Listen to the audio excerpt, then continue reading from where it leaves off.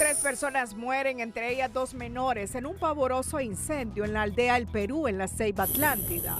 El gobierno despliega contingente militar y policial para intervenir la región de Colón y centra operativos en zona en conflicto entre campesinos y pobladores. Organizaciones sociales que trabajan en la zona de Colón piden mayor acompañamiento de la Fiscalía en la decisión de gobierno de intervenir la región. Salud insiste en que caso de gusano barrenador en humanos registrado en Olancho es único, pero expertos piden redoblar controles porque no se descartan otros más. Exministro de Salud denuncia que el gobierno rechazó fondos de España para construir hospitales porque los que están haciendo han sido sobrevalorados en $60 millones. Diversos sectores piden a magistrados de la Sala Penal de Corte de Justicia resolver casación en caso de Keila Martínez para una repetición del juicio. La capital se tapiza de propaganda electoral. CNE anuncia que a medianoche de este viernes se acaban las encuestas y se preparan para coordinar con militares el proceso electoral. Partido Liberal de Honduras le recuerda al general Roosevelt Hernández que medios no pueden violar fuentes periodísticas y CODE espera que retire demandas a medios como prometió. Este es su noticiero TN5 Estelar con Renato Álvarez y Cristina Rodríguez. Muy buenas noches, Honduras. Bienvenidos a la emisión de este viernes 7 de febrero. La noticia del día es presentada por Claro. Es momento de conectarte al mejor internet de Honduras con Full Claro. Contratalo ya. 3 personas muertas, entre ellas 2 menores. Es el saldo de un incendio registrado este viernes en la aldea Perú, en La Ceiba. Informan las autoridades que investigan las causas del siniestro que arrebató también la vida a 3 perritos que vivían en las viviendas. Un señor de 54 años de edad, 2 niños y 3 perritos murieron carbonizados tras un voraz incendio de varias viviendas en el sector de la aldea Perú, en La Ceiba Atlántida. Se manejan 4 viviendas aquí en un solo lugar, 4 viviendas de pequeño tamaño, y a esto se suma pues la pérdida de 3 personas en esta zona de este incendio. Tenemos a Carlos Jesús Martínez Solís, de 54 años de edad, Dylan Daniel Martínez Herrera, de 5 años de edad, y Freddy Mauricio Martínez Martínez, de 2 años de edad. Son las personas que han perdido la vida en este incendio, y 3 mascotas, 3 perritos caninos también pues fallecieron en este incendio lamentable en este sector de La Ceiba. Esta noticia ha consternado mucho a familiares y amigos quienes lamentan lo ocurrido. Demasiado triste, porque eran unas personas bien tranquilas, bien humildes. No pudo salir, en la casa solo una puerta, no pudieron salir los niños. Ellos estaban solos aquí también y salieron por aquí y escuchaban los gritos de los niños y del señor gritando. ¿Vivía más gente ahí con ellos? Sí, pero no estaban, solo estaban ellos ahí los que estaban. Tras el siniestro, las autoridades competentes llegaron hasta el lugar para realizar las investigaciones correspondientes y así poder determinar las causas del incendio. En La Ceiba, Naún Monge, Telenoticias.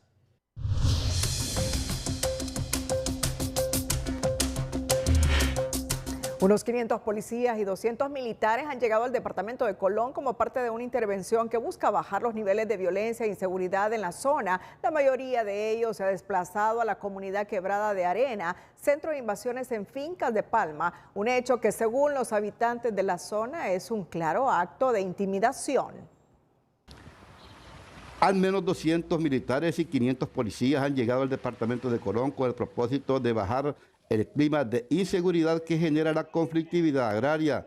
La presencia de policías y militares no es la solución al problema, aseguran en la sociedad civil.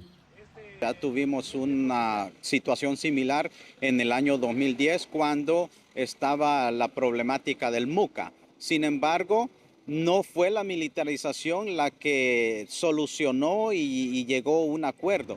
Fue el Poder Ejecutivo a través de su equipo de ministros. Una de las comunidades que está en el epicentro del conflicto es Quebrada de Arena, en el municipio de Tocoa, rodeada de fincas invadidas y ahora también rodeadas por policías y militares y los pobladores se sienten intimidados. Como un acto intimidatorio de parte de las fuerzas del Estado.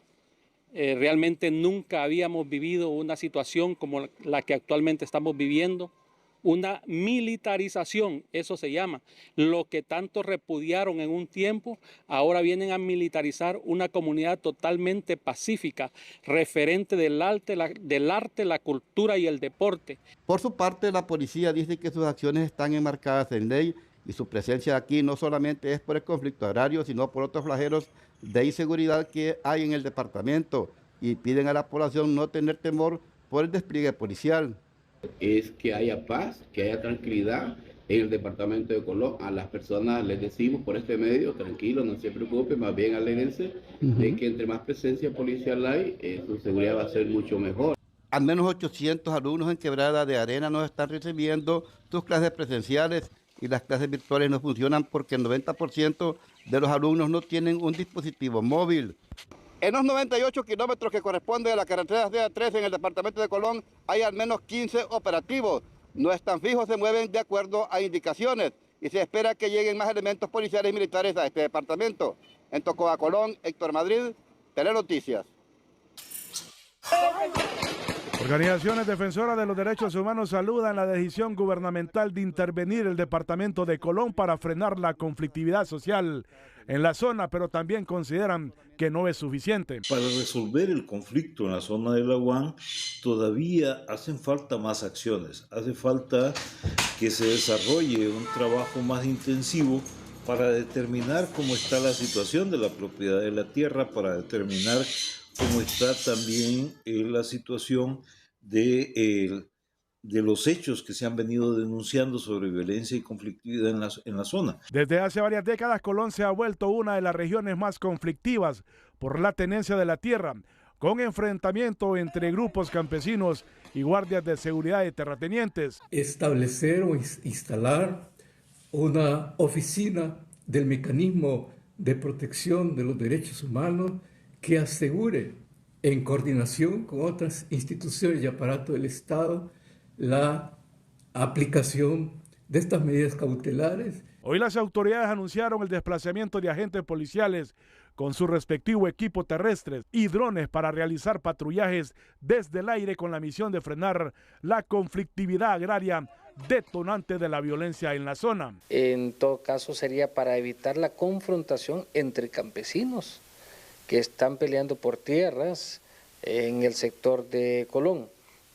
Hacemos un llamado a la paz, al diálogo, a que los líderes de estos movimientos se sienten con las autoridades correspondientes. Son varias las misiones en el departamento de Colón, pero el principal objetivo es devolver la paz a los habitantes. El despliegue con más de 2.000 agentes policiales en el departamento de Colón es por tiempo indefinido, dicen las autoridades. La prioridad es mantener la paz en la zona luego de los conflictos agrarios que se han intensificado. María Holanda, Telenoticias. Tras oponerse a entregar sus pertenencias en un asalto efectuado en una unidad de transporte urbano que conduce de Puerto Cortés a San Pedro Sula, murió un hombre identificado como Edwin Francisco Sorto, de 48 años de edad, después de recibir al menos 3 disparos del delincuente que amenazaba a todos los pasajeros con una pistola. El hecho ocurrió en el Boulevard del Norte, a pocos metros de la posta policial del sector de Río Blanco. Los demás pasajeros quedaron varados, sin dinero, y denunciaron y exigieron a la Policía Nacional detener al individuo y mejorar la seguridad en el transporte público.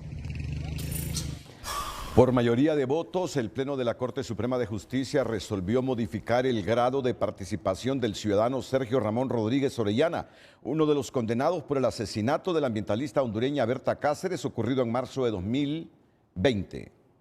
El Pleno de Magistrados de Corte Suprema de Justicia reformó el grado de participación del ciudadano Sergio Ramón Rodríguez Orellana de coautor a inductor del asesinato. No obstante, la pena que se impone es siempre la misma pena de 30 años de reclusión. El grado de participación de Rodríguez Orellana pasa de ser coautor inductor del asesinato porque hubo recompensa y, según el Código Penal, artículo 117, debe imponerse la pena de 30 años de prisión a privación de por vida de la libertad. pero ya el código establece que para este tipo de participación la pena va de 30 años de reclusión a privación de libertad de por vida. Por lo tanto, la misma pena queda aplicada, aunque se cambia el grado de participación de coautoría a inducción. Hechos probados demuestran que Rodríguez Orellana, gerente del área social, ambiental y comunicaciones de la empresa Desarrollos Energéticos S.A. DESA, prometió una compensación económica a los ejecutores materiales del crimen a cambio de su participación. Solo rectificamos este dato. La ambientalista Berta Cáceres el asesinato de la ambientalista Berta Cáceres ocurrió el 3 de marzo de 2016. Activistas sociales y de derechos humanos se presentaron este día en la Corte Suprema de Justicia, donde fueron recibidos por magistrados integrantes de la Sala de lo Penal, a quienes pidieron fallar la casación en el caso de Keila Martínez para que el juicio pueda ser repetido. Transcurridos 4 años del femicidio agravado de Keila Martínez ocurrido bajo custodia policial, su madre, parientes y mujeres que acompañan su demanda de justicia piden respuesta de casación a la Sala Penal de la Corte Suprema de Justicia. Ya tienen 1 año y se han olvidado, entonces eso es lo que venimos a exigir ahora de que resuelvan ya esto, porque tanta protección a esta gente de la policía, porque es que no entiendo todavía por qué los protegen. Piden nuevo juicio y con otros jueces para todos los implicados, volver al femicidio agravado y castigo para los jueces que degradaron el delito a homicidio imprudente, lo que dejó en libertad al policía Harold Rolando Perdomo Sarmiento. Recordemos desde un principio hay más involucrados, como ser Melvin Albarén Gaderas, que era el subcomisionado que estaba a cargo de la posta policial en ese momento, a Edgar José Velázquez Orellana por avalar la versión de la policía, por mentir ante los medios nacionales e internacionales diciendo que Keila se había suicidado. La exigencia de justicia por Keila se trasladó a la jefatura departamental número 10 en La Esperanza, Intibucá, donde el 7 de febrero de 2021 fue sometida por elementos policiales. Su muerte se confirmó al ingresar al hospital local. Se solicitó casación para el juicio de Keila y no se ha obtenido ninguna respuesta. En este caso, todo ha sido extremadamente lento. El crimen de Keila Martínez, estudiante de enfermería, es una muerte bajo custodia del Estado y se consumó en una celda policial. En nuestra nota positiva le contamos que Jared Cruz es un niño de excelencia académica de la escuela Carlos Roberto Flores de San Pedro Sula, que sueña y practica la meteorología desde su canal de YouTube. La noticia positiva es presentada por Farmafácil, recetas para cumplir tus metas. Por la compra de 1000 lempiras en nuestras sucursales, obtienes un boleto digital y participas para ganar. Actualmente hay una alta presión dominando la región centroamericana y quizás las temperaturas rondan alrededor de los 32 grados. Jared Alexander Díaz, un escolar de solo 10 años que cursa 5º grado en la escuela Carlos Roberto Flores, ya da de qué hablar por su increíble pasión por la meteorología. Desde temprana edad ha demostrado un interés genuino por el clima y la ciencia. ¿Qué tipo de material subes en tu página? Huracanes, los boletines, a veces las temporadas de huracanes. En su mente no existe otra palabra más que meteorología. Jared está tan enfocado en su sueño que cada día se sumerge en nuevos conocimientos y siguiendo los pasos de expertos como César Quintanilla y Alberto López de Copeco. Aparte de meteorólogo, ¿qué te gustaría ser? Nada más, solo ser meteorólogo. En las aulas de la escuela Carlos Roberto Flores, Jared se destaca como uno de los estudiantes más brillantes.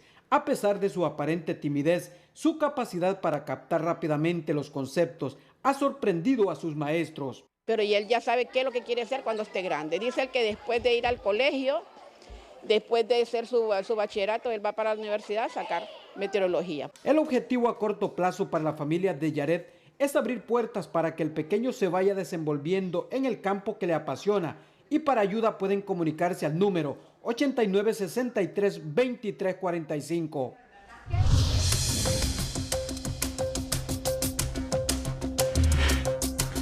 Una noticia que nos complace difundir. Canal 5 alcanza los 500,000 seguidores. Estas son 5 razones para ser parte de su comunidad. Con 500,000 de seguidores, Canal 5 sigue creciendo y conquistando a su audiencia. Contenido exclusivo, información de primera y entretenimiento sin límites. ¿Aún no lo sigues? Te damos razones para hacerlo.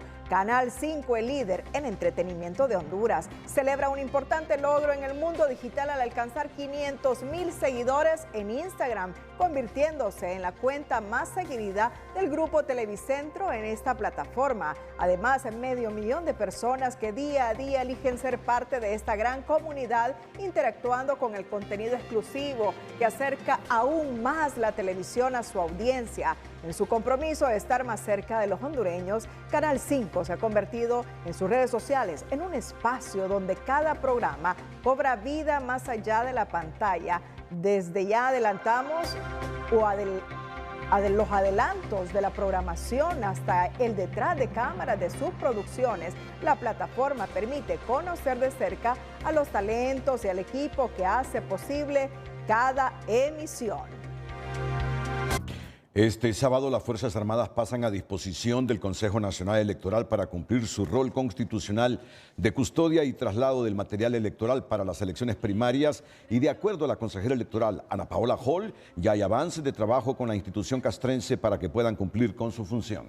Normalmente se ha acostumbrado que se hace este acto, que no es más que el cumplimiento de la ley, ¿verdad?, de la Constitución, en un acto formal de traspaso, ¿verdad? A veces se ha omitido, como por ejemplo cuando en 2021, debido a la pandemia, no se pudo realizar, pero más que el acto o la ceremonia, que al fin y al cabo es una puesta en escena del cumplimiento de la Constitución, lo importante es que ya estamos realizando algunos trabajos coordinados para que ellos puedan cumplir su función, que es apoyar al CNE, que es el que dirige las elecciones. Este evento está programado para las 10 de la mañana de este sábado en el campo de Parada Marte. La gran expectativa de este evento del sábado se centra en la secretaria de Defensa Rixi Moncada, pues es la primera vez en la historia política del país que quien ocupa este cargo aspira a la presidencia de la República, hecho que es interpretado por algunos sectores como ventajismo en relación con los otros aspirantes y movimientos, pero tampoco faltan los que desde el ámbito de las ciencias jurídicas sustentan que no solo es asunto de ventajismo, sino de prohibición constitucional, extremo que rechazan desde el Partido Libertad y Refundación.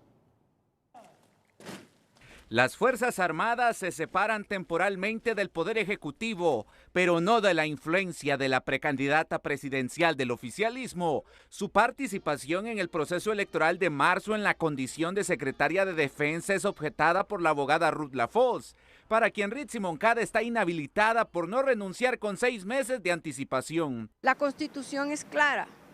No lo puede hacer y debe renunciar desde que comienza el proceso electoral, no en la etapa de que solo se va a renunciar cuando se inicie la etapa de las elecciones generales. Son 2 etapas de un proceso electoral, no 2 procesos electorales. La Constitución en el inciso 1 del artículo 240 no hace distinción de elecciones primarias o generales, dado que ambas forman parte de un solo proceso que comenzó en septiembre con el pitazo oficial del CNE, amplió. Pero este profesional del derecho va más allá, al indicar que Moncada está inhabilitada por el inciso 3 del artículo 240, que prohíbe las aspiraciones presidenciales de los jefes superiores de las Fuerzas Armadas. De acuerdo al artículo 20 de la ley constitutiva, que define que el alto mando militar lo constituyen el presidente de la República, el ministro de Defensa y el jefe de Estado Mayor conjunto. Y también es integrante del Consejo Nacional de Defensa y Seguridad. En el CNE piden no dar cabida a la especulación, pues está claro que Rixi Moncada no tiene ningún impedimento legal siempre y cuando renuncie en mayo, 6 meses antes de las elecciones generales. De la especulación, principio de legalidad, principio de Estado constitucional de derecho. La Constitución permite que un ministro o una ministra sean candidatos para elecciones primarias debiendo renunciar 6 meses antes. El mismo criterio comparte el presidente del Colegio de Abogados, pero este sugiere orientar el debate al peligroso conflicto de interés que significa la incursión electoral de Moncada en una posición tan privilegiada. El debate yo lo llevaría en realidad entre la ética y lo que si es correcto que ella participe ostentando una posición tan importante. Y en mi opinión, yo me sumaría más bien a lo que expresó la Presidenta de la República en el año 2024, 1 de enero, de que todo el que quiera aspirar en política debe separarse del gobierno. El debate ético que gira alrededor de la participación de Moncada es grande, señalan varios de los consultados, quienes esperan que no se aproveche de su cargo para manchar el proceso electoral. El Consejo Nacional Electoral informó a las empresas debidamente autorizadas, precandidatos, movimientos, partidos políticos y población general que conforme al cronograma electoral para las elecciones primarias e internas 2025, este viernes 7 de febrero a la medianoche finaliza el periodo para publicación y divulgación de encuestas y sondeos de opinión por las empresas previamente autorizadas de conformidad con el artículo 238 de la Ley Electoral de Honduras. El Consejo Nacional Electoral informó que ha finalizado el plazo para presentar fotografías, colores de fondo, emblemas e insignias para las elecciones primarias de marzo. También indicó que los precandidatos y movimientos han contado con el suficiente tiempo para acreditar ante el órgano electoral sus fotografías, colores de fondo, emblemas o insignias. El órgano electoral remarca que se encuentran a 30 días para la celebración de los comicios primarios y a horas de que el CNE remita para impresión las papeletas electorales a las imprentas. Y en caso contrario, se pondría en riesgo el desarrollo de la impresión, considerando que las papeletas constituyen un elemento indispensable para la celebración del proceso. Las elecciones son el 9 de marzo, ¿verdad? 9 de marzo. ¿Hoy qué fecha tenemos hoy? Hoy es 7 de febrero. 7 de febrero. Bueno, ya prácticamente un mes. Un mes. 32 días. El CNE señaló que también ha culminado el periodo para presentar sustituciones a efectos de su inclusión en las papeletas electorales. Los movimientos podrán presentar renuncias y sustituciones, las cuales seguirán su trámite normal, pero las fotografías no serán incluidas en las papeletas electorales de las primarias de marzo. La participación de Salvador Narrala en un conversatorio presidencial con los otros 3 precandidatos liberales organizado por la Universidad Privada de San Pedro Sula, USAP, no pasó desapercibido en el COEP, que se comunicó con su equipo para conocer las razones detrás de su sorpresiva incursión en ese evento, cuando recientemente rechazó estar en el foro que promueve la empresa privada. Lo que pareciera es que uno lo rechace y el otro no, pero en el caso particular lo que se me ha informado es el formato que nosotros vamos a seguir en el debate es similar al que vimos el día de ayer, donde se hacen preguntas, se hacen repreguntas y lo que se nos dijo es que había participado porque le habían mencionado que era un conversatorio, pero el formato es igual, eso es un debate. Solórzano manifestó que es respetuoso de la posición tomada inicialmente por Narrala, pero que si llega a cambiar de opinión respecto al debate que impulsa el COEP, será la Junta Directiva, en consenso con los demás precandidatos presidenciales, quienes tomarán la decisión final. Atentos porque después de la pausa, el diputado Jorge Zelaya justifica su voto en el madrugón del presupuesto general. Zelaya es diputado nacionalista y él sí votó a favor del presupuesto por más de 400.000 millones de lempiras que aprobó el Congreso. El diputado liberal Ernesto Lezama también justifica por qué no siguió línea partidaria. Atentos. Pero antes, en Educación Financiera le ofrecemos algunas recomendaciones que le permitirán proteger y mantener su patrimonio. Educación Financiera es presentada por Banpaís. Compra todo lo que quieras y divídelo en cuotas a 0% interés. Ahorre. Tal vez le parezca un consejo muy trillado, pero es una realidad. Les sugerimos que destine cierta parte de sus ingresos al ahorro, para que en caso de ser necesario lo utilice sin afectar su economía. Nunca sabemos cuándo tendremos un imprevisto y es mejor estar protegidos. Analice los créditos. Si está considerando realizar compras de algún bien al crédito, es importante que analice todas las opciones con las que cuenta, revise cada cuánto tendría que hacer los pagos, los intereses y principalmente piense si cuenta con posibilidades de pago. Opciones de inversión. Para aumentar su patrimonio, puede recurrir a la inversión. Consulte en las diversas instituciones bancarias las opciones que usted tiene con respecto a este tema. Acuda con su asesor financiero para que le explique las diferentes posibilidades con las que cuenta según sus posibilidades y en qué le podría convenir invertir. Ha terminado la reunión de los consejeros electorales hace algunos minutos y han tomado una decisión sobre las empresas que van a imprimir los votos. Claro, y la gran expectativa es si se tomó en cuenta o no a la Empresa Nacional de Artes Gráficas. Vamos a ver, es que estamos esperando que se acerque la consejera presidenta del CNE, Cosette López, porque tenemos en directo al periodista Mario Landa. La producción me informará Cristina en el momento que ya esté Cosette con Mario Landa. Para darnos a conocer. Ya la tenemos, Mario. Adelante. Buenas noches, Renato. Buenas noches, Cristina. Un gusto saludarle. Hace algunos minutos ha concluido una reunión de los consejeros del Consejo Nacional Electoral. Han tomado ciertas decisiones en torno a las empresas responsables de emitir o imprimir el material electoral. La consejera presidente Cosette López muy amablemente nos ha dado esta oportunidad. Realmente son 10 empresas que han seleccionado. Buenas noches. Buenas noches, así es, el día de hoy hemos recibido ya el informe de la Comisión de Evaluación en que concreta precisamente todo el trabajo que he estado realizando. Después de haber recibido 16 ofertas, de haberlas procesado y de haber realizado todas las evaluaciones, han coincidido y han emitido sus votos, exteriorizando una indicación específica que es recomendar 10 empresas. Ahora ya nos encontramos en esta etapa y estamos a minutos de precisamente notificar la adjudicación. Correcto. El pueblo hondureño se pregunta si entró al ENAC. El pueblo hondureño tiene una respuesta, no ha resultado adjudicada. Hay diferentes elementos que fueron aportados en el expediente, diferentes argumentaciones también vertidas por la Comisión de Evaluación y no ha sido una de las 10 empresas favorecidas. ¿Tenemos el listado, Presidenta? Hay un listado que le puedo proporcionar, por supuesto. Esto va a ser de conocimiento público. Además, recordemos que todo el expediente es desplegado desde el inicio del proceso hasta su contrato mismo en la ONCAE, así que podrán visitarlo eventualmente además de esto. ¿Cuál será la responsabilidad de estas 10 empresas para recordarle a la población? Bueno, ahora debemos recordar que sin papeletas no hay elecciones. Nosotros estampamos nuestro voto con crayones en una papeleta, lo depositamos en una urna que luego es contabilizado manualmente, así que estamos a puertas de los comicios y esperamos que cumplan con todos los tiempos que han establecido en los cronogramas de actividades y las entregas se lleven a cabo como debe ser. Bueno, evaluaron la ENAC y no se decidió. Pues advirtieron diferentes argumentos. Dentro del informe puede destacarse que hay varios requisitos que lastimosamente pues no cumplen varias empresas.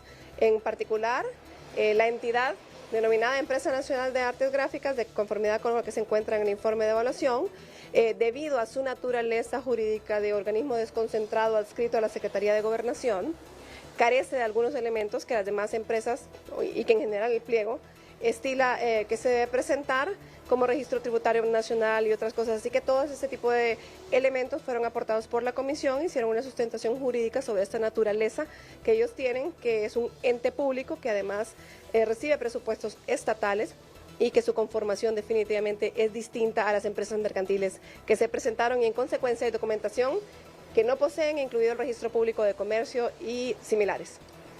A las 12 de la noche, ¿qué es lo que vence hoy?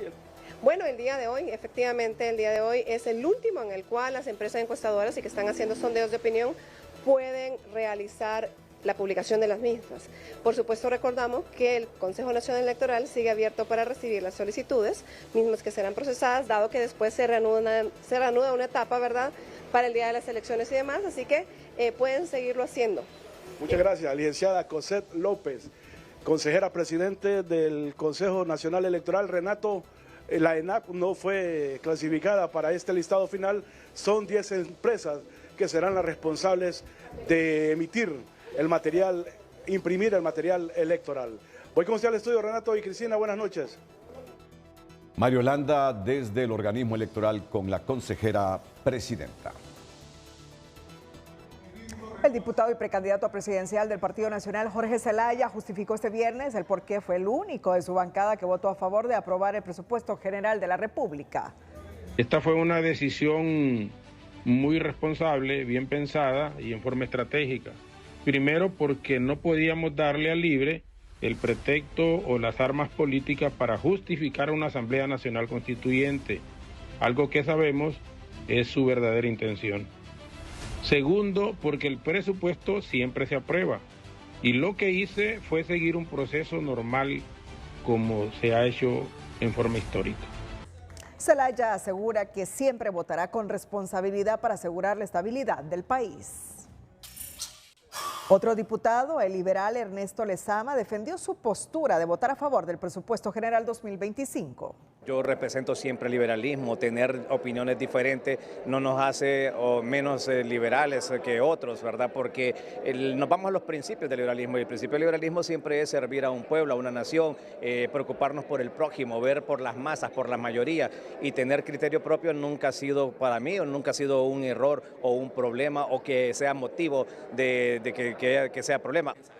Lezama aseguró su postura en contra de la bancada liberal a la hora de la aprobación del presupuesto general no tendría por qué tener consecuencias, ya que su posición es apegada bajo los principios del liberalismo. El presidente del Congreso Nacional, Luis Redondo, no descarta que las nuevas leyes o decretos a aprobar se produzcan en cualquier día, en cualquier hora, incluyendo los madrugones para legislar, según ha dicho, en beneficio del pueblo, porque antes esos madrugones eran de la corrupción, aseguró. Nosotros vamos a sesionar las horas que sean necesarias, en el horario que sea necesario, pero no con madrugones de corrupción ni de narcotráfico, sino con madrugones que sean en beneficio del pueblo. ¿Cuáles fueron los que hicimos? Aprobar el presupuesto, aprobar el financiamiento de las elecciones internas y primarias del próximo proceso electoral para el Consejo Nacional Electoral. Sobre la ley de justicia tributaria, Redondo indicó que es necesaria su aprobación y podría ser aprobada igual como el presupuesto y las adendas de energía, es decir, en la madrugada. El titular del legislativo le hizo un llamado a los diputados faltistas que solo llegan a tomarse la foto para que los vean que están presentes en la sesión a la hora de la aprobación de la ley de justicia tributaria para que tengan un amplio debate. En otra temática, el primer caso del gusano barrenador en una persona oriunda de Olancho no debe generar alarma porque la situación está bajo control, afirman las autoridades sanitarias. Pero expertos salubristas recomiendan reforzar medidas de higiene y control al no descartar que surjan más casos. Las autoridades sanitarias aseguran que mantienen controlada la situación tras confirmarse el primer caso de gusano barrenador en un paciente de la tercera edad procedente de Olancho. Llaman a la ciudadanía a reforzar las medidas de higiene para que no aumenten los casos. Realmente pues no nos debe de provocar esto alarma en el sentido de que eso es una condición pues fácil de tratar. Pero el mensaje es que todos, sobre todo las personas en la zona rural, deben de tener todos los cuidados higiénicos para poder prevenir la aparición de casos en otras personas. Luego de la confirmación del primer caso de gusano barrenador en un hondureño, las autoridades aseguran que todo está bajo control. Pero algunos especialistas sugieren no tomar la situación a la ligera, porque muy probablemente existen más casos que aún no han sido identificados en el territorio nacional. No podemos ser fríos en el momento de decir solo hay una persona. Estamos viendo que ya hay más de 13 departamentos de nuestro país con gusano barrenador en el ganado y que muchas personas desconocen de esta enfermedad y no buscan los servicios de salud. De su lado, este médico sugiere a las autoridades educar a la población porque muy probablemente muchos desconocen lo que sucede. Explica que la enfermedad zoonótica tiene manifestaciones específicas a las que se le debe prestar atención. Generalmente causa un dolor intenso y una sensación de movimiento en el lugar de la inoculación de las larvas. Produce inflamación, también produce una secreción serosa o purulenta dependiendo de la gravedad del caso, mal olor y también hay presencia de larvas visibles, es decir, usted puede ver que hay larvas o gusanos visibles en la región afectada. Rodríguez explicó que la enfermedad denominada miasis cutánea en los casos más graves puede producir necrosis, sobreinfecciones bacterianas e incluso la muerte, por lo cual recomendó a las autoridades reforzar los planes de prevención y realizar cuarentenas y vigilancia epidemiológica en la zona de alto riesgo. Gabriela Lobo, Telenoticias. Siempre con la periodista Gabriela Lobo, el exministro de Salud Manuel Mateu ha hecho una fuerte denuncia relacionada con la construcción de los hospitales que promociona el gobierno. La prioridad número uno es... El exsecretario de Salud, José Manuel Mateu, denunció que los hospitales públicos que la administración Castro construye con fondos propios están sobrevalorados, al tiempo que dejó entrever que ese fue el motivo por el cual las autoridades rechazaron el préstamo blando de 70 millones de euros ofrecido por el gobierno de España en el 2022 para construir 3 centros hospitalarios nuevos en el país. Con 80 millones de dólares íbamos a hacer 3 hospitales. El préstamo español ajustaba para eso, estaba estudiado. Salamá, Ocotepeque y Santa Bárbara. Cuando nos presentan las cantidades, solo el de Santa Bárbara está por más de 94 millones de dólares. ¿Sobrevalorado todo? Pues claro. Mateu también informó que al detectar las irregularidades envió un escrito al titular del Legislativo para que aclarara por qué los 3 hospitales que construye la Secretaría de Infraestructura habían sido sobrevalorados en más de 60 millones de dólares a lo presupuestado con los fondos españoles, pero la respuesta nunca llegó. Y él se comprometió a que me iban a mandar una carta explicando el porqué de los incrementos. La carta nunca llegó, por eso yo ahora hablo de eso. Porque yo dije, ok, cuando vea la carta veremos si me convencen. Si es que le están poniendo más camas, si están cambiando el nivel del hospital y pasa a ser hospital nacional. Pero nada de eso llegó. En la Secretaría de Salud niegan lo anterior. Aseguran que la construcción de las obras se realiza con total transparencia, que los primeros 3 hospitales estarán terminados al final de este año y serán inaugurados por la presidenta Castro. Es un hospital que va en tiempo récord e incluso hay un compromiso de que entre noviembre y diciembre está siendo entregado para que lo podamos nosotros ya poner a la disposición de la población. El de Tocoa, que es mucho más pequeño que el de Choluteca, va en los tiempos y esperamos en diciembre poder recibir ese hospital.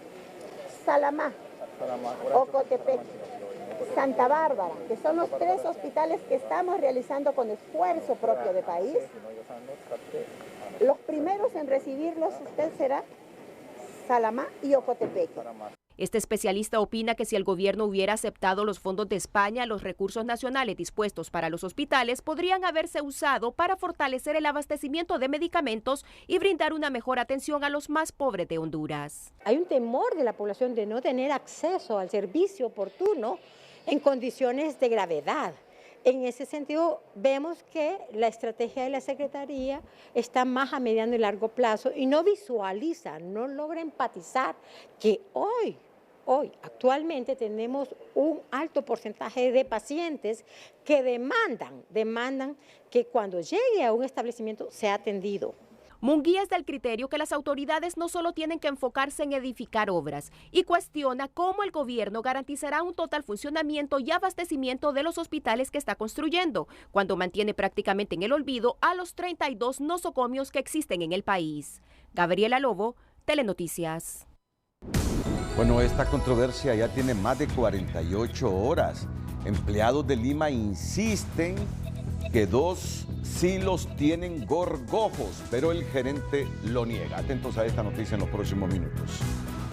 Pero antes, el costo de los fertilizantes sigue impactando en los productores agrícolas de tierra adentro, obligando a los agricultores a sembrar menos, según relataron a Telenoticias, al señalar que el precio de la urea subió 700 a 960 lempiras, mientras los pesticidas rondan los precios de 1.600 y 1.800 lempiras.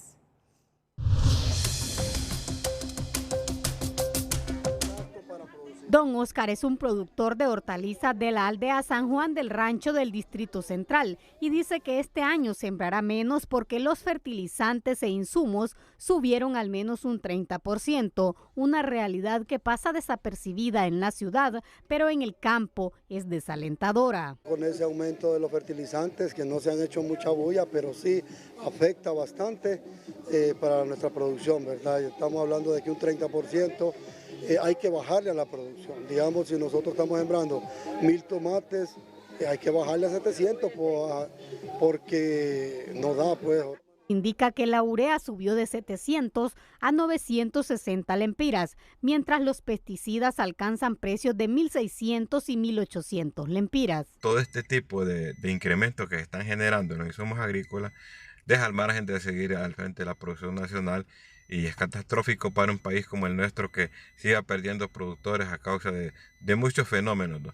En la Federación Nacional de Agricultores explican que este incremento se debe a que se redujo la oferta de los insumos por sanciones a Rusia y por la devaluación de la moneda. Incluso sigue afectando la escasez de dólares. El problema es Ucrania, ¿verdad? Que es uno de los países también productores de fertilizantes, el mismo Rusia, y con todo este problema que han tenido, entonces eso ha bajado la disponibilidad de fertilizante. Y lo otro ha sido la falta de disponibilidad de divisas, ¿verdad? De dólar. Este factor, aunado con el cambio climático y la falta de mano de obra, han profundizado la crisis, pues según la FAO, Honduras sigue siendo el segundo país con más inseguridad alimentaria, solo después de Haití, por lo que demandan acciones para impulsar el agro. Se requiere tener estrategias integrales para incentivar un sector que es clave para nuestra economía y para asegurar nuestros propios alimentos en el país. La crisis en el sector agroalimentario se traduce en un elevado precio de la canasta básica que la mayoría de la población no puede costear.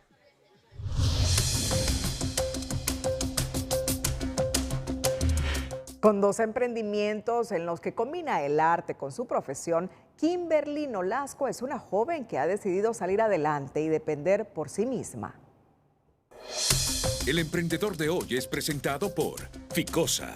Ahorra para lograr todo lo que te propongas porque en Ficosa tienes todo el respaldo para que descubras cómo ahorrar es poder. Kimberly es una licenciada en diseño gráfico que combina estos conocimientos con el arte en murales. Así surge su emprendimiento Kim Nolasco Studio. Me gusta mucho experimentar, la verdad. No tengo un estilo muy que digan, esa niña o esa persona o esa mujer solo pinta tal cosa. No, es como me adapto a la necesidad del cliente.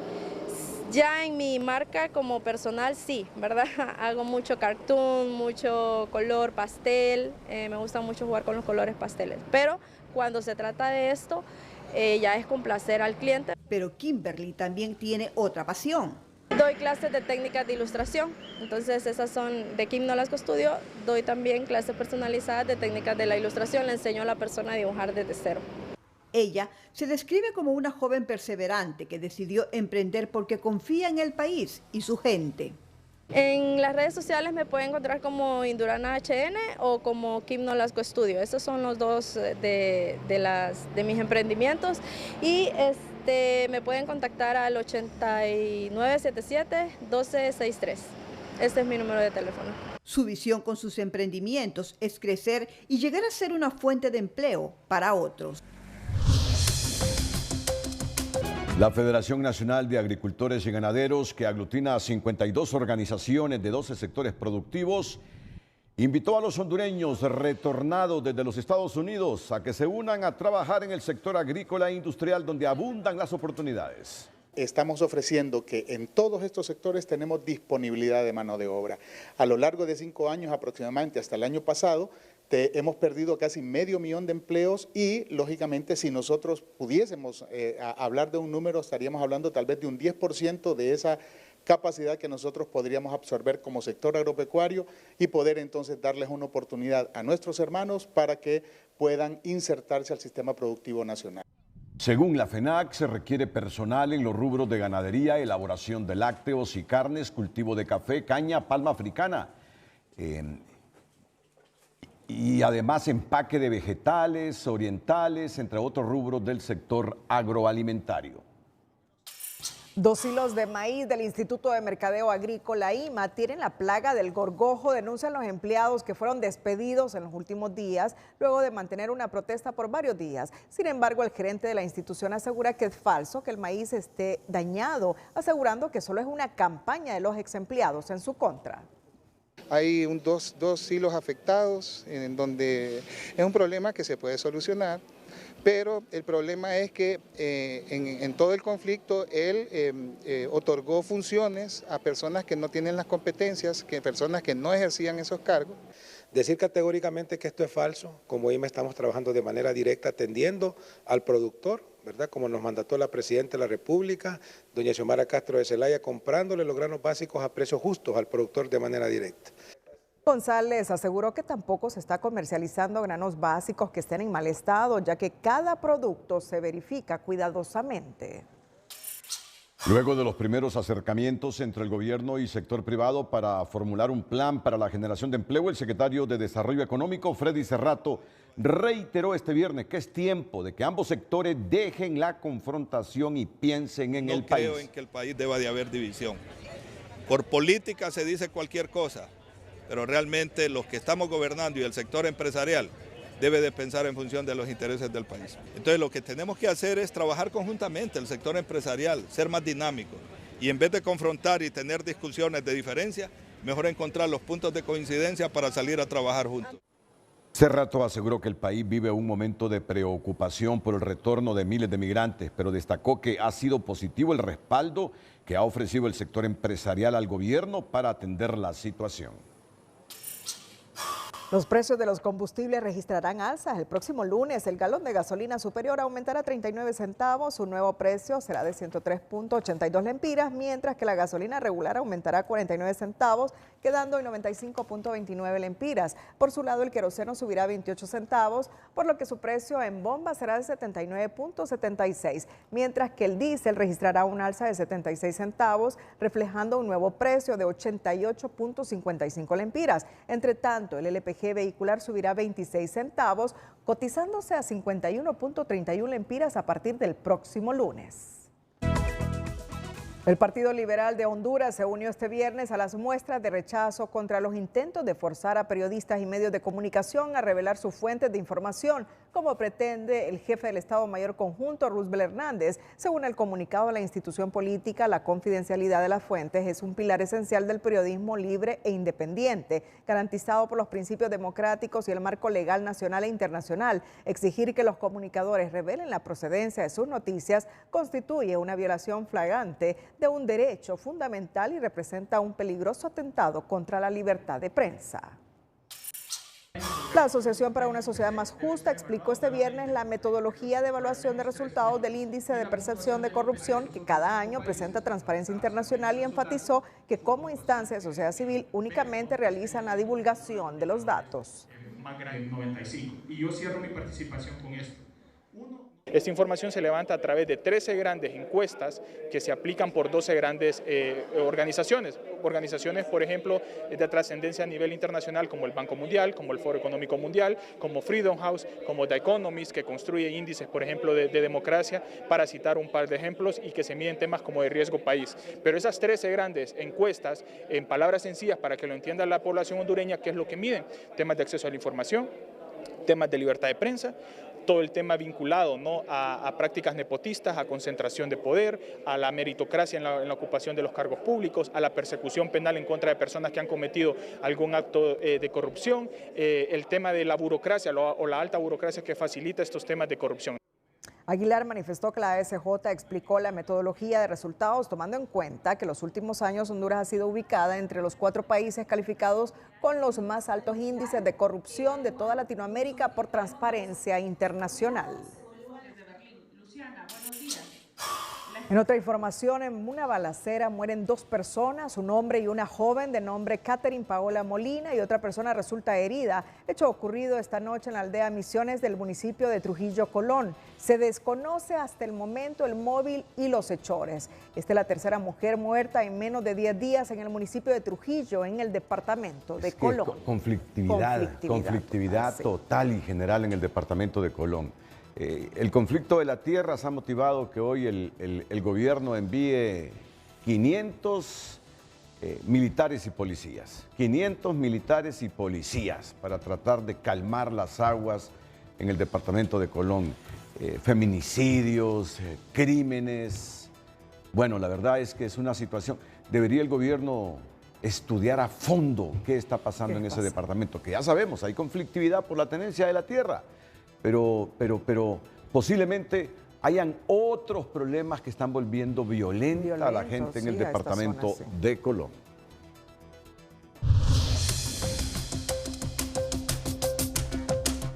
Hola, ¿qué tal? Un nuevo artículo científico nos está diciendo que hemos sobrepasado el 1.5 grados de calentamiento y que nos encaminamos a un catastrófico de 2.7 grados. Esto significaría el alza en el nivel de los mares, en juego nuestros alimentos y nuestra propia existencia en este planeta. Algo que no sucedía hace millones de años. ¿Cómo no interesarnos?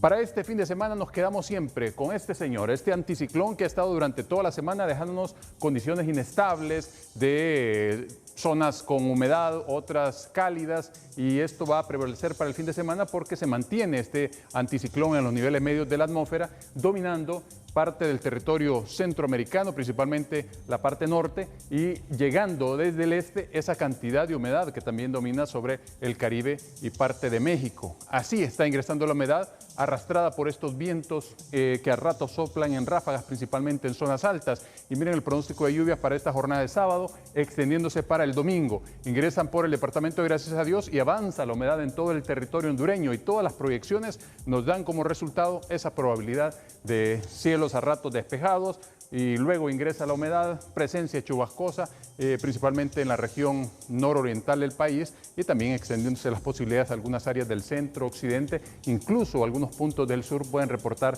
leves chubascos para este fin de semana. 2.3 la altura máxima del oleaje en el litoral Caribe, y a la salida del Golfo de Fonseca se mantiene en 1.4, 1.5 hacia el sábado y domingo. Mientras las temperaturas continuarán los amaneceres fríos y luego temperaturas que pues alcanzan algunos picos elevados, principalmente en las horas de mayor insolación, sobre los cercanos a los 30 grados Celsius. Aquí en el centro agradables de 26, la zona sur con 36 y el oriente con 26, 29, pero esperando que suban un poquito hacia el domingo. Así que es una condición del tiempo a esperar para este fin de semana. Tómenlo en cuenta y cuídense mucho. Siempre le queremos como televidente y no como noticia. Que la pasen bien.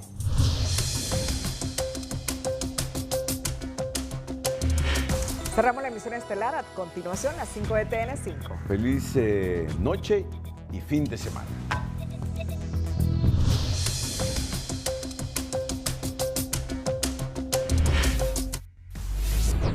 Tres personas mueren, entre ellas 2 menores, en un pavoroso incendio en la aldea El Perú, en la Ceiba Atlántida.